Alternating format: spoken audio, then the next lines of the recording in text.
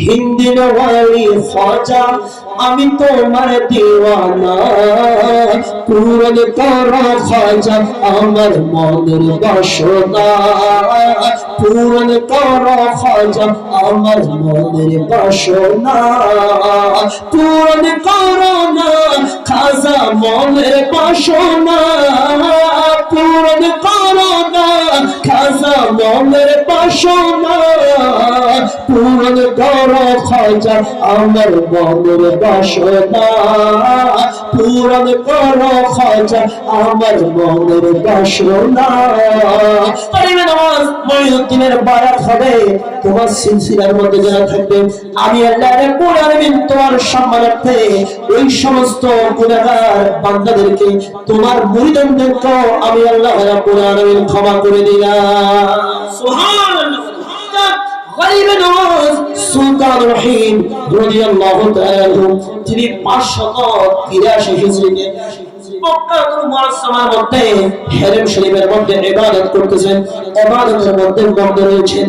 এই মুহূর্তে আসমান থেকে গায়বী আওয়াজ আসলো, হে মঈনুদ্দিন শুনে রাখো আমি রাব্বুল আলামিন তোমাকে ক্ষমা করে দিলাম এবং আমি দয়া করে মায়া করে মহব্বত করে তোমাকে আমার নৈকট্যশীল বান্দাদের কাতারের মধ্যে শামিল করলাম। সুবহানাল্লাহ।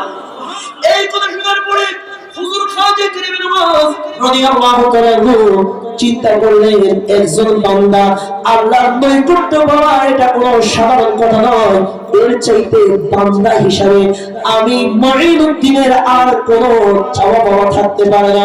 তবে হুজুর খাজা মঈনুদ্দিনকে আল্লাহ রাব্বুল আলামিনের পক্ষ থেকে গায়বীভাবে আওয়াজ করা হলো, হে মঈনুদ্দিন এই মুহূর্তে তোমার মনে কোনো দোয়া আছে কিনা, তোমার মনের মধ্যে কোনো ফরিয়াদ আছে কিনা? হুজুর খাজা মঈনুদ্দিন চিশতি রাদিয়াল্লাহু তাআলা তিনি বলে, হে রব্বুল আলামিন আমার দরবারে এই মুহূর্তে আর কোনো ফরিয়াদ থাকতে পারে না, তবে আমার যারা মুরিদান আমার সিলসিলার মধ্যে যারা থাকবেন আমার তরিকার মধ্যে যারা থাকবে তাদের কি অবস্থা হবে, তাদের গুনাহগুলো আমি তোমার দরবারে ক্ষমা চাই। সুবহানাল্লাহ। এই কথা বলার পরে আল্লাহ রাব্বুল আলামিন গায়বে থেকে আওয়াজ দিলেন, আওয়াজ শুনে মঈনুদ্দিন তোমার মনের আরজি আল্লাহ পাক রব্বুল আলামিন কবুল করে নিয়েছেন। অর্থাৎ যারা তুমি গরিবে নওয়াজ মঈনুদ্দিনের বারাত হবে তোমার সিলসিলার মধ্যে যারা থাকবে আমি আল্লাহ রাব্বুল আলামিন তোমার সম্মানার্থে ওই সমস্ত গুনাহগার বান্দাদেরকে তোমার মুরিদদেরকে আমি আল্লাহ রাব্বুল আলামিন ক্ষমা করে দিলাম। সুবহান